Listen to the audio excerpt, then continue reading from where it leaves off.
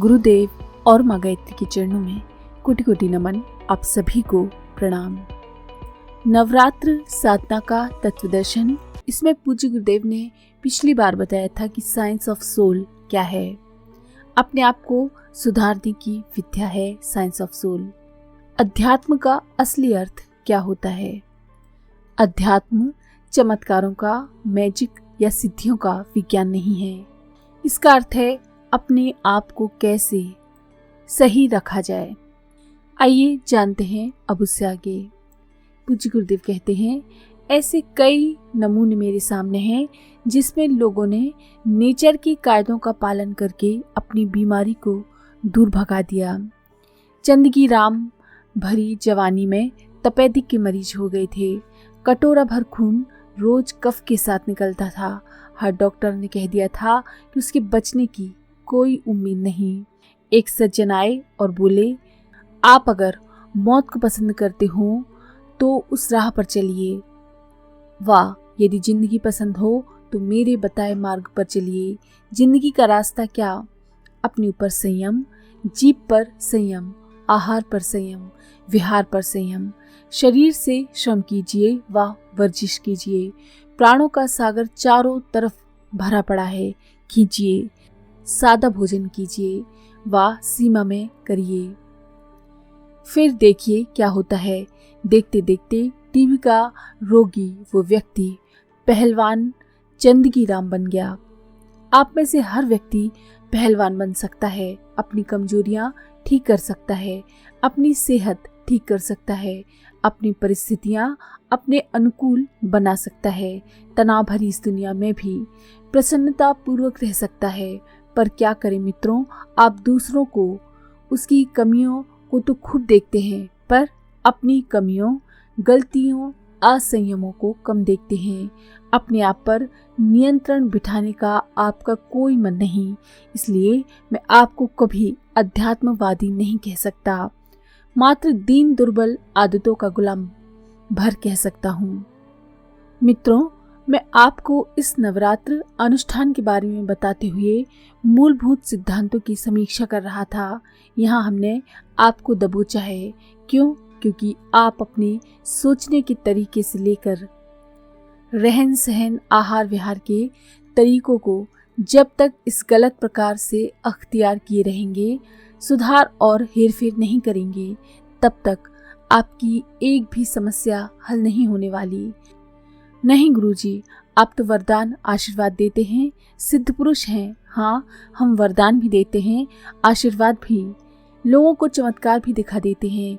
ये बात भी सही है, पर हम देते उन्हीं को है जो अपनी सहायता स्वयं करते हैं।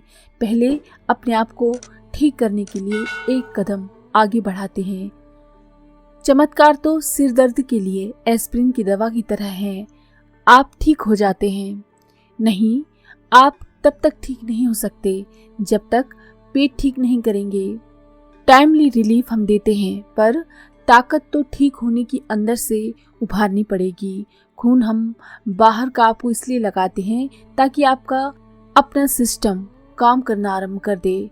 वरदान, चमत्कार किसी को परावलंबी बनाने के लिए नहीं है, उसे सहारा देने के लिए है, ताकि वो अपने पैरों पर खड़ा हो सके। नवरात्र अनुष्ठान में यही अध्यात्म के मूलभूत सिद्धांत मैंने आपको समझाने का प्रयास किया कि आप अपने पैरों पर खड़ा होना सीखिए।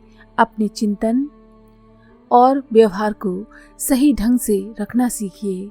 आपकी अब तक की जिंदगी वहमों में बीत गई, अब उनसे मुक्ति पाना सीखिए। अपने आप को दबोचना सीखिए।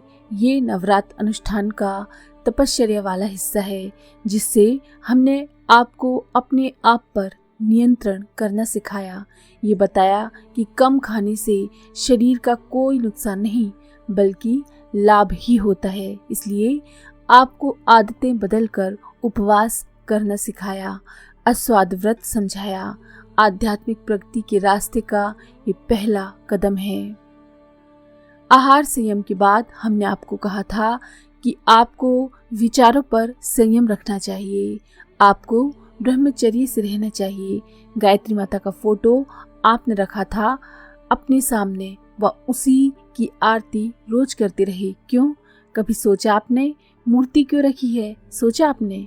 बताइए, इस चित्र व मूर्ति को देख करके इसकी उम्र कितनी होनी चाहिए? आपने देखा कि वो 20 साल की जवान युवती जैसी है, 80 साल की बुढ़िया तो नहीं है। नहीं गुरुजी, वो तो उठती उम्र की जवान षोडशी दिखती है। आपका ख्याल ठीक है, ये हमने जानबूझकर बनाई है। गायत्री माता की असली उम्र तो ना जाने कितनी है।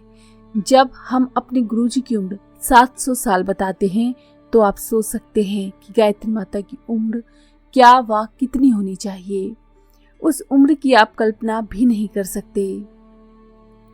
सृष्टि जितनी पुरानी है उससे भी कहीं अधिक आयु की ये गायत्री माता है। फिर 16 साल की ये सुंदर नयन नक्शों वाली युवती क्यों बनाई? अरे, हमने आपको विचार करना सिखाया कि युवा नारी के बारे में आपको पवित्र दृष्टि रखते हुए यौन शुचिता का अभ्यास करना चाहिए। आप बेहुदे हैं, नारी को बाहर के तरीके से देखते हैं। नारी में आपको माता, बहन, बेटी नहीं दिखाई पड़ती। हम आपकी दृष्टि बदलना चाहते हैं। कामुकता प्रधान चिंतन से आपको निकालकर एक नई दृष्टि देना चाहते हैं। यही मानसिक ब्रह्मचर्य है। आपको इसका मर्यादा का पालन करना चाहिए। यह हमने आपको सिखाया। आप कहेंगे गुरुजी, हम तो ब्रह्मचारी हैं, एक बार जेल चले गए थे, मारपीट हो गई थी तो हम 2.5 वर्ष तक पत्नी से दूर रहे थे। हाँ साहब, आप तो पक्के ब्रह्मचारी हो गए। अखंड ब्रह्मचर्य से भारी तेजस्वी आंखों में आशीर्वाद वरदान की क्षमता आप में आ गई। पागल है ना आप? ढेरों आदमी बीमार होते हैं, नपुंसक हो जाते हैं, सब ब्रह्मचारी होते हैं। काहे का ब्रह्मचारी मित्रों? ब्रह्मचर्य चिंतन की शैली है, आपके विचारों का प्रतीक है, जो आपके जीवन में एक अंग बन गए हैं। जो संस्कार आपके जन्म जन्मांतरों से चले आ रहे हैं, उनका एक रूप आपकी कुदृष्टि व विचारों की झलकी के रूप में देखने को मिलता है। किसी जमाने में आप 84 लाख योनियों में एक कुत्ते भी थे। हाँ गुरुजी, रहे होंगे। बढ़ते बढ़ते तभी तो अब आदमी बने हैं। जब कुत्ते रहे होंगे तो आपके सामने माँ बहन का कोई रिश्ता नहीं था। उस योनि में हमें ना बेटी का ख्याल था, ना बहन का और ना माँ का। बिरादरी तो बिरादरी है, उसमें भला क्या फर्क करना। आप अभी करते हैं क्योंकि आप आदमी हैं। समाज की मर्यादाओं का एक नकाब आपके ऊपर पड़ा हुआ है। यदि ये नकाब ऊपर उठा दिया जाए, आपको देखा जाए, तो वस्तुतः आप अभी भी उस बिरादरी के हैं जिसका मैं जिक्र कर रहा था। बार बार नाम लूंगा तो आपको बुरा लगेगा, लेकिन है कि नहीं, छाती पर हाथ रख कर देखिए। मित्रों, हम ये कह रहे थे कि आप गलत सोचने का तरीका अपना बदल लें, रहन सहन तरीके बदल लें। जो साधन सामग्री आपके पास है, रुपया, पैसा, चांदी, जमीन, अक्ल है, इसका सदुपयोग करना सीख लें। आपके कमाने का क्या तरीका है मुझे नहीं मालूम, पर आप एक बात का जवाब दीजिए कि आप इन्हें खर्च कैसे करते हैं, किस आदमी ने कैसे कमाया है। ये हिसाब में नहीं करता। मैं तो अध्यात्म की दृष्टि से विचार करता हूँ कि किस आदमी ने कैसे खर्च किया, जो कमाया वो खर्च कहाँ हुआ। मुझे खर्च का ब्यौरा दीजिए बस। अगर आप खर्च अपव्यय में करते हैं, गलत कामों में करते हैं, फिजूल खर्ची में करते हैं, तो मैं आध्यात्मिक दृष्टि से आपको बेईमान कहूँगा। आप कहेंगे हमारी कमाई है। हाँ, आपकी ही कमाई है, पर आप खर्च करते हैं।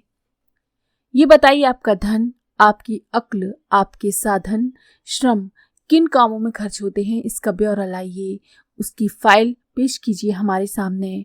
आपने बेटे को खैरात में बांट दिया, अय्याशी में उड़ा दिया, जेवर बनवाने में खर्च कर दिया, तो हम आपको अध्यात्मवादी कैसे कहें।